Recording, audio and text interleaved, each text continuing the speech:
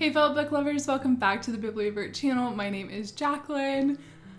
I need y'all to know how excited I am about today's video. Today is the first day of fall and it's 63 degrees outside and the leaves are like starting to change and it looks beautiful and my house smells like pumpkins. And I understand that I am very basic, but I love fall. It is my favorite season of all. So I have decided that this week's video is going to be all about my favorite fall books. So originally this was going to be a video that is like my favorite fall books mixed in with what books I want to read this fall. However, the list got so wildly out of control that I decided to make it a part 1 and 2 and to continue celebrating fall in all of its beautiful glory. So for this one, this is going to be all about my favorite fall-ish books. That may be that it's more atmospheric or maybe has a bit more like suspense or mystery. And so that is what we are going to be doing today. I love these books so much and I cannot wait to talk about them. So before we get started, I do just want to say that a lot of these kind of are mystery novels, and I know that for me, summer equals like romance novels. Like that, those just go hand in hand. Like you go to the beach, you read a romance novel, and it's just makes sense. Well, for fall, it's kind of the same thing, except they're mystery. So a lot of these do kind of have more of like a mystery or like a darker theme, dark academia, or just kind of like an atmospheric fallish vibe, if you will. So that's kind of what we're going into today. I tried to throw in some of like my old favorite classics as well as some newer ones, but please leave your favorite fall recommendations down in the comments because I cannot wait. Like it's time to start reading all the fallish books. So I want to hear each and every one of your recommendations, but let's go ahead and get started. Okay, so the first one, I'm not gonna lie, I had my reservations before I started reading this book and I didn't read it until last year. And I had my reservations for several reasons. One, it's quite an old book. And so I was kind of like, are there gonna be themes in here that like I'm just not vibing with anymore? And two, the target audience is quite young. And again, I was kind of like, are these themes gonna be applicable to me now that I'm in my late 20s?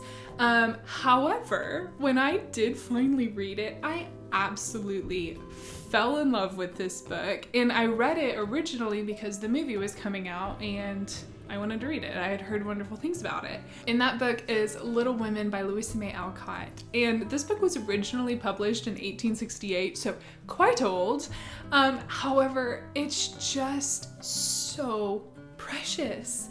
It is about a mother who's raising her 4 daughters and just kind of these wild escapades that they go on, and it's filled with these kind of lifelong advice tidbits that are distributed throughout this entire novel. Everything in this book just felt way before its time. You had these beautifully individual, confident, capable women, and the way that they are growing up and the way that their mother instilled this confidence and this belonging and this desire to just go for things when it was in a typically male-dominated field. And just getting to see that, but how different these women are and how one of them really wanted to be married and be a housewife, while one wanted to be a writer and the other one wanted to be an artist. And it's just such a precious compilation of stories. And I absolutely fell in love with it. I cried so hard. I laughed until it hurt, and truly this book has just such a special place in my heart. And even though it's not necessarily just set in the fall, it just has like, it feels like a warm hug. And so it just feels right. That is just a cozy, beautiful, it's chilly outside and you curl up with this book and a cup of tea and you just really get to fall in love with these characters. And so I highly recommend this novel. Okay, so kind of continuing on with it, it's a classic novel, nothing new or revolutionary, but Sir Arthur Conan Doyle's Sherlock Holmes novels are truly some of my absolute favorites. I really, really latched onto them in high school and fell in love with them. And just the wittiness and the brilliance of Sherlock Holmes and these stories, I just adored them. And again, mystery equals fall in my mind, and so I could not have this list without putting some of Sherlock Holmes' novels on the list, specifically the Hounds of Baskerville, one of my absolute favorites. If you're looking for a good mystery that will get your heart pounding, this one's it. Okay, the last of the classics. I promise I won't do any more after this, but this one is solely for its atmospheric vibes, and it is Jane Eyre by Charlotte Bronte. So I read this book in high school, and I don't remember reading it for a class. I may have had to write a paper and pick a book on my own, and I chose this one, but I don't remember having to read it and discuss it in a classroom. And I absolutely felt head over heels in love with this novel. And I absolutely fell in love with Jane and Mr. Rochester and just the story and how I got so sucked up into it. And then my heart subsequently broke halfway through it. And then the very end, I was sobbing when I read it. And my mom came into my room and was like, "Oh my gosh, honey, are you okay?" And I read the last couple of lines out loud to her, and then we both just cried together. It's just exquisite. It's just absolutely exquisite, and I love it. And every year I say I'm gonna read it in the fall, and so far I haven't reread it again, but this year I am determined that I'm going to reread Jane Eyre and fall as in love with it as I did before. And it's the epitome of enemies to lovers too, so it's got that going for it. But I love Jane Eyre. It's wonderful, it's beautiful. The imagery and the scenery that you can just imagine is just superb, absolutely superb. Also, I was terrified at some points of it, because there is kind of this sense of a gothic mystery that's going on, and I remember being really scared when I read it the first time. It's not scary, but I was scared, so there's that. It's not a horror by any means. I just get scared easily. So yeah, that has a nice little fall vibe to it too. Okay, so now we are moving into the more current day novels that we have. So the first one, I have not finished the series, and I am planning on reading the final two this fall, but I cannot recommend this series enough, even though I've only read the first two. So incredibly good.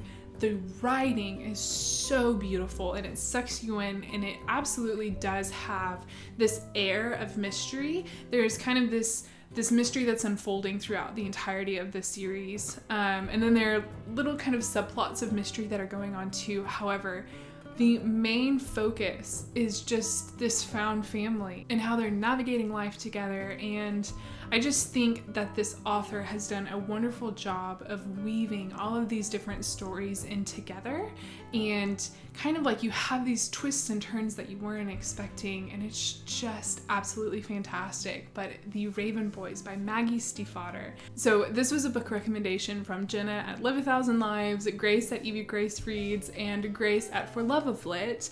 And oh my goodness, I can't thank them enough for introducing me to this series. The first kind of subplot mystery that just sucked me in was that our main character, Blue, knows that when she kisses her true love, that it's going to be what kills him. And so she's this teenager trying to navigate life and love, and has this beautiful family already, and gets sucked into this secondary family of boys that are just out of control in the best sorts of ways. And just the love that they have for one another, and the loyalty that they have, and the adventures that they go on, and the things that they experience, and navigating real life together.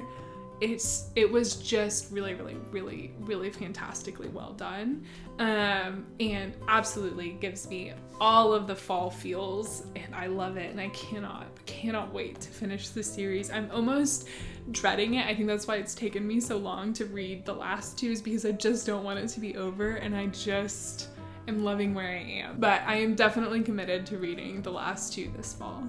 So this next one, I read it last fall and I just absolutely devoured it. This concept and idea fascinated me from the get-go. It also is very much so dark academia aesthetic and vibes, which I am very into at the moment. And it just completely captivated my imagination. And it is A Deadly Education by Naomi Novik. Now, this book is absolutely wild in the sense that our main character goes to a magical school, but that school is actively trying to kill the students. And our heroine is pretty much an anti-heroine. She's very prickly, very much a loner, and isolates herself from the other students. However, her power is immeasurable.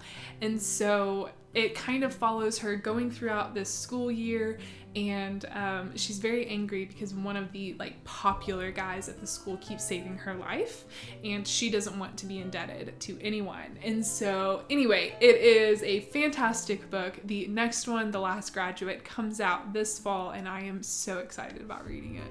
Okay, so this next one is another one that I read last fall and absolutely devoured it. I'm pretty sure just stayed up all night to read it and really, really, really loved it. But it is The Inheritance Games by Jennifer Lynn Barnes. And if you have seen and or liked the movie Knives Out, this is very, very similar in concept and theme to that movie. So this is about a girl named Avery who has grown up very, very poor, and all of a sudden, one day, she finds out that she has received an inheritance from a man that she doesn't know, but he was like this huge mogul in Texas. And so she has to fly to Texas and hear the reading of the will, and essentially he has left her everything, and the family is absolutely lividly furious. However, the catch is that she has to live in his house for a year, and then she will be able to have access to that inheritance. The house is hers, but she has to live in it for a year. But this man was obsessed with games and mysteries and secret passageways, and just nothing is what it seems. And so she's living in this house. The family is murderous, and she has to navigate all of that while also trying to unravel this mystery that Tobias Hawthorne, the man who died, has kind of left behind. So I absolutely devoured this book and loved it. And I believe the second one is already out. I think it may have come out within the last couple of weeks. And so I'm really excited to go and get my hands on it and hopefully learn a little bit more about the mystery that's going on. So I feel like I need to kind of have a little caveat with this next one, because I didn't love this series. I really liked the concept and the potential that it had. However, the one exception is this book. I really, really enjoyed this book in the series. It's the second one. And for the most part, you can read each of the books kind of as a standalone. The mystery in them wraps up by the end of it. However, there is kind of an overarching romance that goes out throughout all four of the books. So if you do pick up book 4, you might be kind of confused as to what they are mentioning or how they got to that point in their relationship. However, for the sake of the plot and the mysteries, they are wrapped up by the end of each one of the books. Okay, so without further ado, the book is Hunting Prince Dracula by Carrie Maniscalco, and in this novel we follow Audrey Rose and Thomas Cresswell. They have left Victorian England and they have gone out to Romania to study at this prestigious forensics school that is in this very beautiful, slightly terrifying moody castle.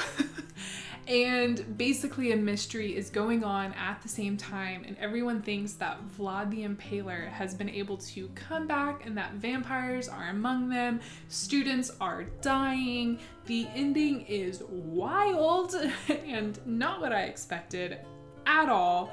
However, I just really enjoyed this book. And again, I don't know if it's the kind of like the setting of being in like wintry Romania and in a dark, moody, terrifying castle, but whatever it was, it absolutely did it for me, and I really ended up enjoying this book. I do recommend the series overall because the different mysteries that are within them, I think, are really great. I think for the most part it was kind of the writing that I didn't vibe with. However, I am grateful that I read this series as a whole, but this one was absolutely my favorite out of all of them, hands down. There's really not even like a close competition. So I recommend it. And the last book recommendation that I have, I actually lent this one out to my sister-in-law because she loves murder mystery novels. This was kind of my first murder mystery novel that I had read in a very long time. And I read it last year, and again, I just fell in love with this story and the characters and how well done they were. But it is A Good Girl's Guide to Murder by Holly Jackson, and oh my gosh, I loved this book. I loved this book so much. Now, I am well aware that I'm not a murder mystery aficionado. I don't listen to like crime podcasts. Most of the time, they can really freak me out. I don't like watching forensics TV shows. Again, they can kind of freak me out. Pour all of that off the table. No thank you. So I recognize that some of these ones that I'm probably recommending are quite tame compared to what might be out there. However, I just think that Holly Jackson did such a great job of weaving this story in, and I never knew who it was.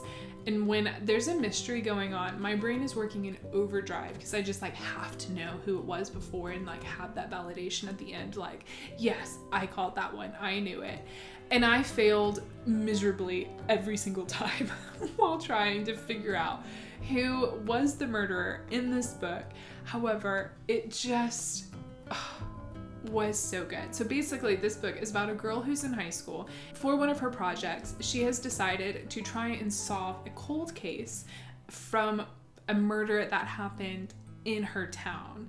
And it was a guy who was in high school when she was a middle schooler, and he was always so nice to her, and he just like seemed like a really nice guy. And basically it was seen as like a murder-suicide situation, and she just had this hunch that it wasn't him, that like it couldn't have been him. His entire family is like now no longer welcome in the town, and they're completely isolated. Everyone ignores them, and she is determined to bring justice to this guy's name.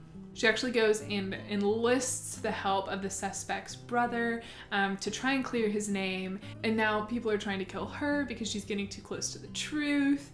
And it's just exquisitely done. I could not recommend this book enough. 5 out of 5 stars. Stayed up way too late reading it. I also begun to then recommend it to everyone. Like, you have to go read this book. It is so good. And she has released other books in this series, and I just haven't gotten around to them yet. And talking about it now has made me like, okay, no, like I'm gonna go read them because I just loved the way that she did the first book. And it was just chef's kiss, exquisite, absolutely amazing. Could not recommend it enough. Absolutely so good. But needless to say, I'm so excited that it is now fall, that we can be reading these fun and deliciously cozy books. I will be doing a part 2 to this video where I will be talking about what my fall TBR books are gonna look like. Some of them might be some of the sequels that I talked about today. However, that is it for this video. I really hope you enjoyed it. If you did, please subscribe to our channel and give this video a like. But also please check us out on Instagram at the Bibliovertpodcast. We have a Patreon as well with a group of just book-loving people who are seriously the best. We have so much fun. We do a monthly book buddy read and also have a video chat at the end of the month to talk about that book as well. We have a super fun chat. We play a lot of games and just get up to a lot of ridiculous antics, and they are truly some of the most special people in my life. So definitely check that out as well. We have a podcast that we have an episode every single week, and 2 of them out of each month are topic episodes, and the other 2 we talk about a book specific episode. So if you want to check that out, it is the Bibliovert Podcast. We are on Apple, Spotify, and Google Play. But I hope you have a fantastic week. Happy reading, and I'll see you next time.